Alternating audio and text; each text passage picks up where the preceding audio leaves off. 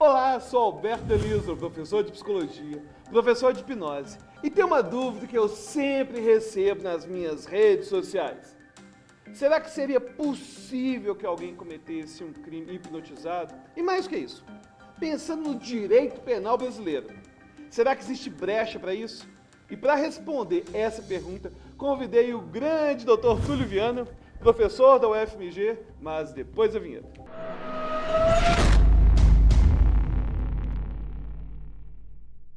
Túlio, valeu por estar voltando aqui ao nosso estúdio lá que a Prazer sempre um prazer. Agora o novo cenário, 2018, novos É vídeos. verdade, o cenário é novo. Novo cenário.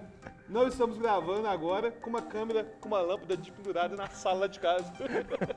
E com a TV ao fundo. E com a né? TV ao Pode fundo. falar isso? Pode. O pessoal já percebeu. A pessoa já percebeu que era uma TV, percebeu. que não era um chroma key, né? É, que não era o chroma key, Fizemos um upgrade. E uma dúvida que sempre chega nas minhas redes sociais é a seguinte. Seria possível, com a hipnose, a gente poder questionar a imputabilidade de alguém por ter cometido um crime? Ah, eu estava hipnotizado. O que você acha sobre esse assunto? Bom, o negócio é difícil porque primeiro você vai ter que convencer o juiz que hipnose existe, né?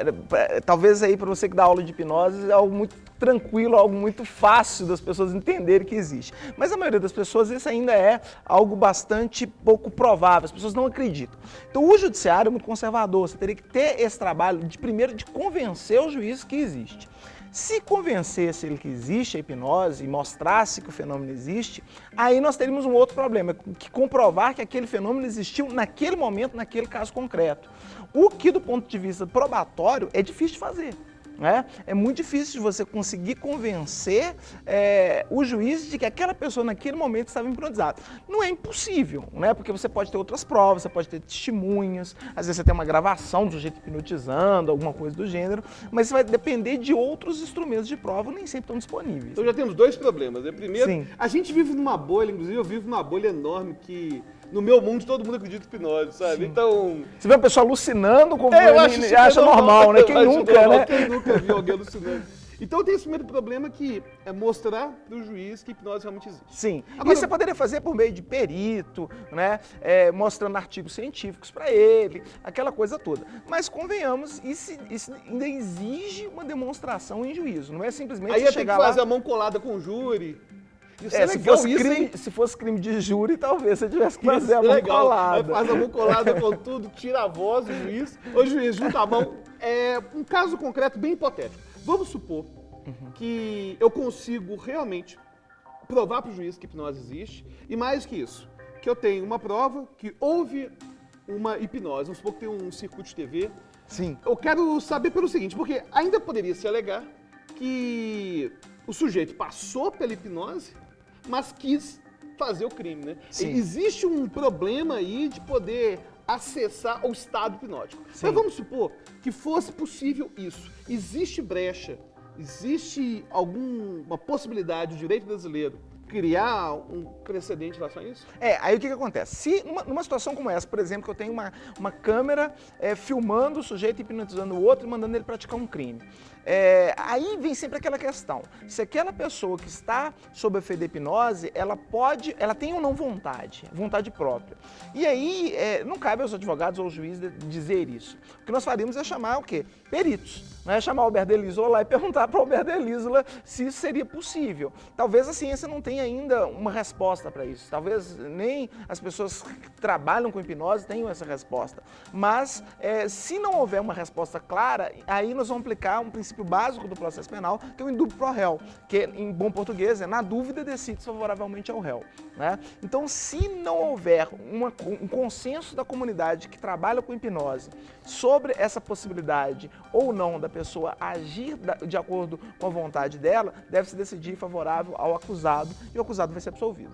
Frequentemente se fala no direito, se pensa na possibilidade de ter se agido de uma forma diversa em relação a alguém cometer um crime. E vamos supor, pensando bem naqueles casos bem mirabolantes, vamos supor, por exemplo, aqueles casos em que existe uma seita e aquele líder religioso consegue, utilizando a sua retórica, usando fenômenos psicológicos, quem sabe até mesmo hipnose, consegue que aquele grupo cometa um crime. Dúvida, o direito penal consegue inocentar essas pessoas por terem participado de uma lavagem cerebral na seita? E segundo, isso não seria já um precedente de que hipnose poderia surgir em relação a tirar a imputabilidade ou questionar a imputabilidade de alguém? Eu acho que por uma hipnose meramente conversacional, sem um transe, né, formal, alguma coisa do gênero, eu acho muito difícil ser aceito em juízo, né? Até porque se a gente abre um precedente como esse, imagina que complicado que seria você pensar uma pessoa sendo induzida a uma hipnose ali, meramente conversacionalmente. Isso na prática, muitos e muitos crimes são assim, né? Então, às vezes você tem alguém, chefe de uma organização criminosa, que induz os outros a praticarem crime. Então, eu acho pouquíssimo provável numa situação meramente de hipnose conversacional. Se for com um transe formal, aí sim, se houver provas de que houve aquele transe, aquela coisa toda, sim. Mas em hipnose conversacional, eu acho muito difícil de algum tribunal aceitar isso como um meio de prova de que aquele indivíduo estava sem vontade de praticar o crime. Inclusive, eu tenho ouvido com uma certa frequência, quando alguém me fala envolvendo crimes no Brasil, envolvendo hipnose, frequentemente eles vão falar do bilhete premiado. Porque aquele golpe em que a pessoa fala, eu tenho um bilhete premiado de 100 mil reais, só que eu não estou conseguindo pagar 800 reais de imposto, ou 2 mil reais de imposto, e eu quero que você pague. E muitas vezes, essa pessoa, toda a família fala, não vai lá, não, é um golpe, é um golpe, é um golpe. A pessoa vai, paga, vê que é um golpe. E acaba dizendo, não, mas eu fui hipnotizado. É uma boa desculpa também falar que foi hipnotizado, em vez de assumir que foi ganancioso idiota. Tem tudo a ver com o que é hipnose, né? Se uma situação dessa é hipnose ou não. Hipnose conversacional é hipnose? Eu acho que tem muita essa discussão. Se a gente levar isso ao pé da letra, um número imenso de crimes foram praticados por Até mesmo efeito lúcido. Aí a questão da autoridade. Exatamente. Que, inclusive, já tem vídeos no meu canal aí sobre conformidade pública, privada, obediência, Milgram, tudo isso é hipnose, no final das contas. Todo estelionato, em última análise, seria praticado por meio de hipnose. Toda vez que a pessoa pega o dinheiro da outra enganando ela, poderia se dizer que foi por meio de uma hipnose conversacional. Eu, particularmente, não aceitaria como juiz uma situação dessa, não. Agora, se há um transe formal e há uma alucinação, algo do gênero, eu acho que é uma hipótese bem diferente, né? Porque com a alucinação, o indivíduo vai fazer coisas que realmente ele não está ciente do que está acontecendo. Eu acho que são hipóteses diferentes, mas a gente tem que aprofundar esse estudo. Eu acho que a hipnose forense tem todo um leque aí de abertura de estudos em relação ao que deve ser considerado para efeitos de direito penal e o que não deve ser considerado. O que é o fato da vida, um fato de uma conversa, como a publicidade faz todos os dias, vendendo coisas para as pessoas, e nem por isso isso é considerado crime ou que a pessoa não tem vontade de consumir o produto.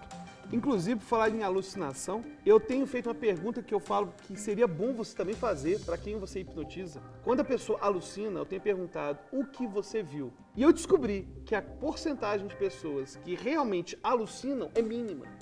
A maioria das pessoas que a gente vê na nossa hipnose, que supostamente estão alucinando, depois alegam, não, eu vi que não era ele, mas tive emoção como se fosse. Eu sentia que era ele, mesmo sabendo que não era. Poucos são aqueles que dizem, não, quem que era, por exemplo, o Paul McCartney, quem que era o Jimi Hendrix aqui, não faz ideia. Em geral, algumas pessoas voltam do transe, se emocionam, tiram a foto, até publicam no Facebook, mas depois falam, eu lembro que o Zequinha que era o Jimi Hendrix, alguma coisa do tipo. Então, a gente ter certeza, inclusive, se houve uma alucinação, é algo complicado. E é difícil também saber se a pessoa agiria ali, se ela visse ali, sei lá, alguém que praticou um crime contra a família dela, alguma coisa do gênero, se ela praticaria um crime contra as pessoas, se ela mataria, se ela se visse numa situação de legítima defesa, em que a vida dela estivesse ameaçada por aquela pessoa numa alucinação, se ela mataria alguém ou se ela agrediria aquela pessoa. E é um negócio até difícil de fazer pesquisa em relação a isso, porque como é que você vai fazer uma pesquisa para saber se ela faria isso ou não, sem violar aí uma série de problemas éticos, né? Então é um desafio, né? Eu acho que a gente tem que buscar formas aí de pensar em experimentos para fazer esse tipo de experimento que não viole a ética, né, profissional aí, mas não é fácil, sem dúvida, e isso ainda está aberto aí para o estudo. Se esse tipo de levantamento tivesse começado no século XX, né, onde aconteciam aqueles experimentos mais bizarros, sem dúvida, já tinha pelo menos uns 15 desses. Agora, só então para poder arrematar, o ponto então é que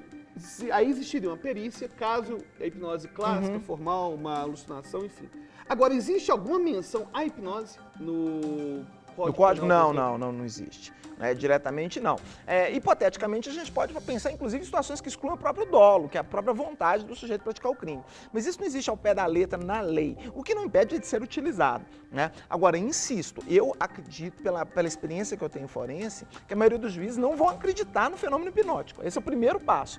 Nós vamos precisar fazê-los acreditar na hipnose, para aí sim a gente buscar as provas de que naquele fato concreto existiu um transe hipnótico. E aí sim a gente vai conseguir desenvolver. Mas o primeiro desafio vai ser justamente convencer os juízes de que a hipnose existe. Né? Então você, juiz aí que está nos assistindo, você acredita em hipnose? Você vai escrever no comentário que você acredita, hein? E valeu, Túlio Viana. Agora, Prazer. Túlio Viana, o senhor, fiquei sabendo que o senhor tem um canal no Tem um YouTube. canal bem legal, um canal que explica direito para pessoas, às vezes, que não têm formação jurídica nenhuma, e vão lá no canal, assistem os vídeos e aprendem um bocado de coisa sobre direito. E claro, o pessoal que já é do direito, assiste lá e aprende coisas novas Tem vídeo também sobre argumentação, falácia. Sobre argumentação, sobre falácias. E quando surge alguma treta jurídica na internet, você é o primeiro a fazer uma live. Tem que comentar, né? Porque as pessoas querem saber e a gente faz os vídeos. Então vai lá, então, você que fala que é meu fã, tem que mostrar serviço. Vai lá agora no canal do Túlio Viana, se inscreve, gostou do vídeo? Vai clicar em gostei.